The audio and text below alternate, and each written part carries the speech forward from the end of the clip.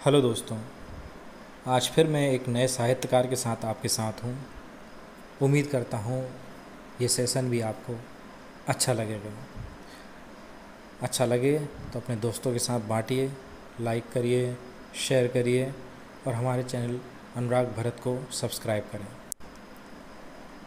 मशहूर कवि और साहित्यकार अशोक वाजपेयी राजकमल प्रकाशन में प्रकाशित विनोद कुमार शुक्ल की कविता संग्रह सब कुछ होना बचा रह जाएगा में लिखते हैं।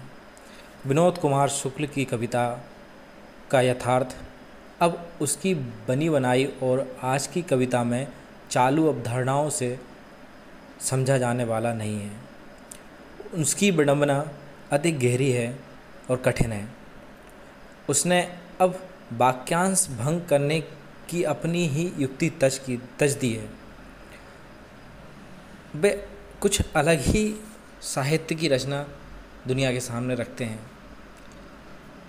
जो मेरी सबसे पसंदीदा रचना है उनकी, सबसे पहले उसी से शुरू करते हैं। आप इस कविता में पाएंगे कि किस तरीके से हताशा और उम्मीद की दोनों जो डगर है, किस तरीके से एक ही कविता में उन्होंने बांध दी है। कविता है, हताशा से एक व्यक्ति बैठ गया था। हताशा से एक व्यक्ति बैठ गया था। व्यक्ति को मैं नहीं जानता था। व्यक्ति को मैं नहीं जानता था, हताशा को जानता था। इन 3 लाइनों में ऐसा लगता है जैसे समूचा संसार समा दिया हो। हताशा से एक व्यक्ति बैठ गया था। व्यक्ति को मैं नहीं जानता था, हताशा को जानता था। मैंने हाथ बढ़ाया, इसलिए मैं उस व्यक्ति के पास गया। मैंने हाथ बढ़ाया, इसलिए मैं उस व्यक्ति के पास गया। मैंने हाथ बढ़ाया, मेरा हाथ पकड़कर वह खड़ा हुआ। वह मुझे नहीं जानता था। मुझे वह नहीं जानता था, मेरे हाथ बढ़ाने को जानता था। हम दोनों साथ चले। दोनों एक दूसरे को नहीं जानते थे, मगर साथ चलने को जानते थे। उनकी कल्पना शक्ति का सीमांकन समीक्षकों के लिए हमेशा एक चुनौती रहा है। कभी उनके शब्द संगीत में गुथे हुए लगते हैं, तो कभी उनके शब्द अग्नि की ज्वाला में झुलसे हुए कणों की भांति मन में घुसने की कोशिश करते हैं। एक और कविता है कि जो मेरे घर कभी नहीं आएंगे, मैं उनसे मिलने उनके पास चला जाऊंगा। एक उफनती नदी कभी नहीं आएगी मेरे घर। नदी जैसे लोगों से मिलने नदी किनारे जाऊंगा।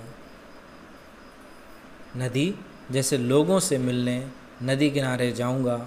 कुछ तैरूंगा और कुछ डूब जाऊंगा। पहाड़, टीले, चट्टानें, तालाब, असंख्य पेड़, खेत कभी नहीं आएंगे मेरे घर। खेत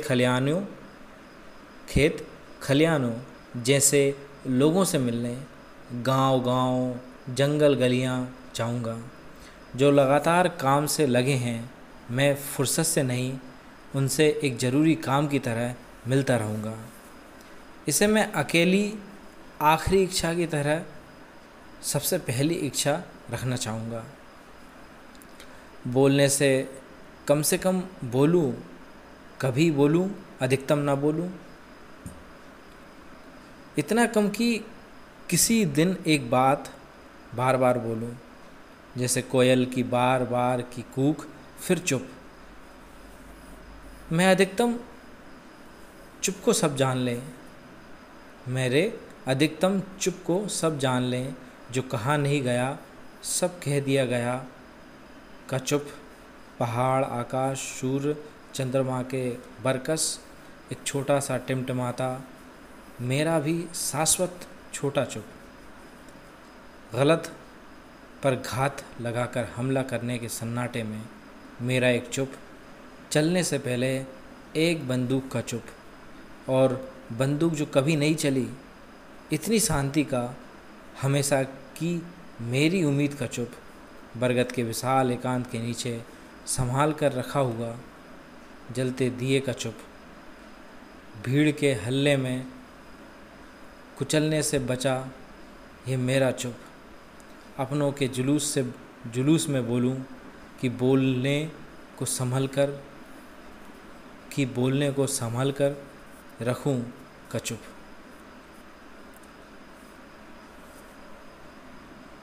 उम्मीद करता हूँ ये दोनों कविताएं आपको पसंद आई होंगी।